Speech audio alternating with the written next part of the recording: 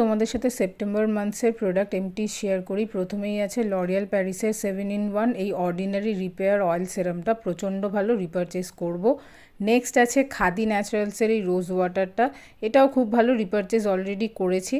প্যান্টিনের এই oil repair hair প্রোডাক্টটা, এটা ওকে একটা প্রোডাক্ট, ঘরে পড়েছিল তাই ইউজ করে শেষ করলাম। মালিয়াওয়ের এই মেকআপ রিমুভিং ওয়াইপসগুলো ওকে প্রোডাক্ট, একবারের জন্য ঠিক আছে। আর আছে ফলিক আয়রন প্লাসের ক্যাপসুলস, তোমরা যারা 13 বছরের উপরে ফিমেলরা আছো অবশ্যই ইউজ করতে পারো, খুব ভালো শরীরের জন্য।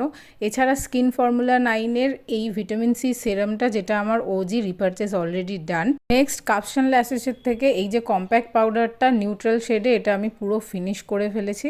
আর তারপরেও কাপশন ল্যাশেসেরই এই লিপ মাস্কটা প্রচণ্ড ভালো, এইটার ব্যাপারে যত বলবো তত কম হবে। আমার খুব খারাপ লিপসের দশা ছিল, সেখান থেকে খুব ভালো হয়েছে।